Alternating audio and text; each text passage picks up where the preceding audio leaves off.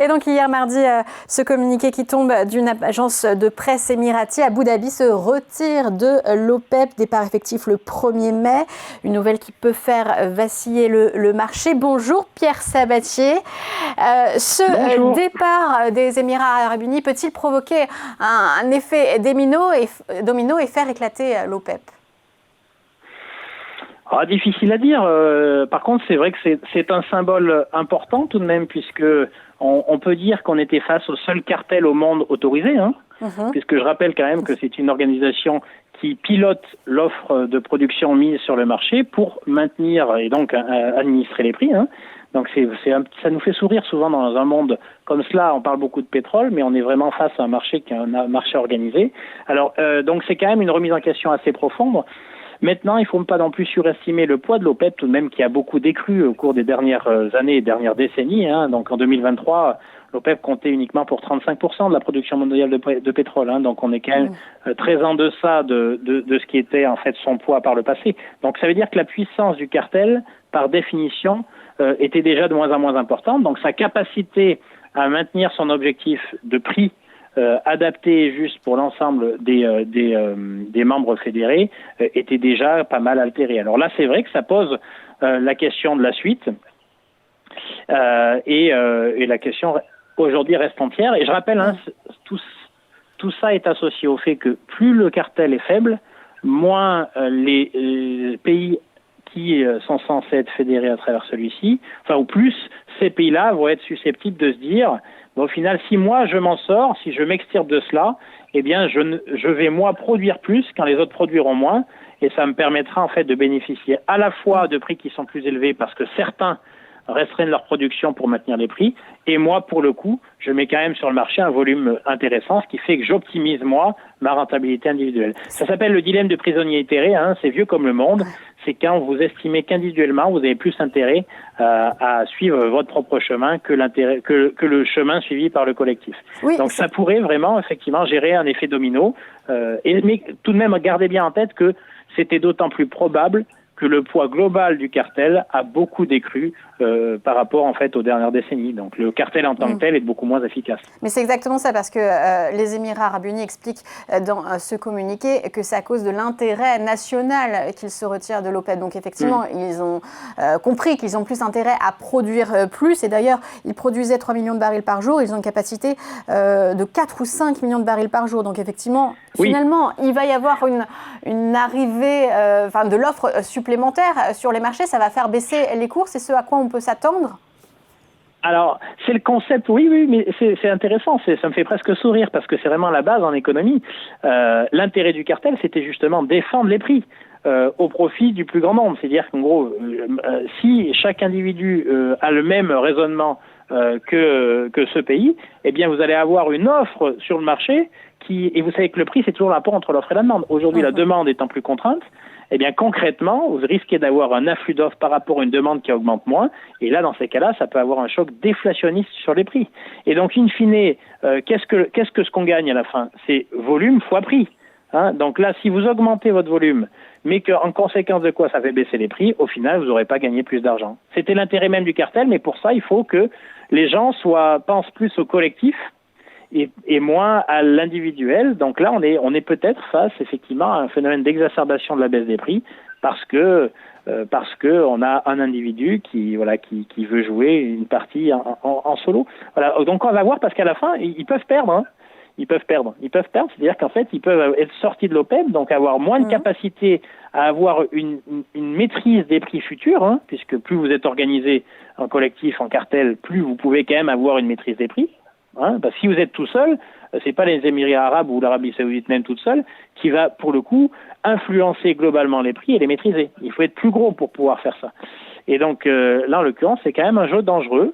La dislocation du marché des producteurs de l'énergie peut nous amener vers une volatilité et qui remet en question même l'ordre de l'économie mondiale. Pourquoi? Parce que la réalité, c'est que à travers la maîtrise des prix, les pays du Moyen-Orient disposaient d'une capacité de recettes fiscales très élevée. Et du coup, ils ont des modèles sociaux qui aujourd'hui sont très dépensiers. Ils ont besoin en fait de prix du pétrole qui sont élevés. Voilà. Si demain vous avez moins de capacité à maîtriser la volatilité sur les prix du pétrole et qu'on a des prix qui sont beaucoup plus bas, vous pouvez vous retrouver avec des régimes entiers qui sont sous extrême tension. Parce que vous pourrez dire, ça reste une manne, mais en fait, ce qu'on gagne, c'est aussi à corréler avec ce qu'on dépense. Et aujourd'hui, ce sont des modèles, des régimes qui sont extrêmement dépensiers en dépenses publiques. Donc, attention, ça peut exacerber, pour le coup, les tensions de la région, qui évidemment sont associées à la guerre entre les États-Unis et l'Iran, quoi. Israël, les États-Unis et l'Iran, mais ça peut en fait amener encore un peu plus de troubles et de volatilité sur le marché. Ça tombe quand même à un moment où la région est déjà en difficulté et instable, ça pourrait amener une vraie prime de risque géopolitique. Au-delà même du prix du pétrole, vous comprenez que c'est même la stabilité des régimes qui pourrait être interrogée à travers en fait l'abandon de la maîtrise globale du prix du pétrole qui permet de mettre en place des modèles, des régimes et des modèles sociaux, des modèles de dépenses publiques qui sont soutenables dans le temps. Voilà, donc vrai questionnement, c'est pas anecdotique quand même comme sujet. Oui, mais c'est ça, sans maîtrise des prix. Enfin, si l'OPEP perd les Émirats Arabes Unis, l'Arabie Saoudite est quand même bien affaiblie et l'OPEP bien affaiblie pour maîtriser les prix. Les producteurs de schiste américains, eux non plus, même s'ils produisent beaucoup à eux seuls, ne réussissent pas à maîtriser les prix. Donc finalement, un marché libre sur le pétrole, ça donne quoi à court et moyen terme ? Ça donne de la volatilité. Et ça donne du coup aussi une possibilité à la spéculation d'entraîner les prix toujours plus haut lorsque la tendance est haussière et toujours plus bas lorsqu'elle est baissière. Donc entraîner en soi de la volatilité. C'est pour ça en fait que le cartel s'était créé. Vous savez, la spéculation, c'est ni bon ni mal. C'est l'exacerbation d'une tendance qui se dessine pour des raisons d'ordre structurel la plupart du temps. Mais si tout le monde sait que demain, par exemple, l'économie mondiale est en train de ralentir, donc on sait du coup par définition que les matières premières vont être amenées à souffrir et voir leur prix baisser. Quand vous avez des producteurs capables d'ajuster l'offre à cela, ça fait que la baisse des prix, et les spéculateurs vont pas aller très loin dans la baisse des prix parce que vous savez que tout de suite l'offre peut se réadapter à la demande et donc de ne pas pouvoir le jouer. Si vous n'avez plus cette assurance-là, qu'est-ce que va faire le spéculateur ? Eh bien, il va jouer à la baisse, puisque pour des raisons d'ordre de demande qui se tassent, eh bien, vous allez avoir des prix en fait qui vont baisser à des niveaux qui seront beaucoup plus bas, à des niveaux planchers qui seront beaucoup plus bas que ce qu'ils étaient si vous êtes face à un marché organisé. Et là, qu'est-ce qui se passe ? Et c'est toujours la même chose. C'est que si les prix descendent très bas, et là, je reviens à ma question, les modèles sociaux, les modèles d'organisation qui ont besoin de prix du pétrole à un niveau plancher pour continuer à survivre peuvent être à risque. Donc, ça crée en fait un trouble politique, un trouble de régime. Qu'est-ce que vont faire en fait les teneurs de ces régimes si vous avez des spéculateurs qui entraînent les prix beaucoup plus bas entre guillemets qu'ils ne devraient? Eh bien, ça va créer en fait des troubles et de la radicalité et donc de l'incertitude et donc encore un peu plus une prime de risque géopolitique là qui cette fois est susceptible de se diffuser aux autres actifs. Parce que le fait d'avoir un prix du pétrole qui était moins volatile que ce qu'il n'aurait été si ça avait été un pur marché libre entraîne une forme de prévisibilité dans l'évolution des prix qui permet, entre guillemets, d'entraîner plus de prévisibilité sur les gens qui les consomment. Oui. Donc les entreprises, les coûts de production des entreprises, leurs marges, leurs profits.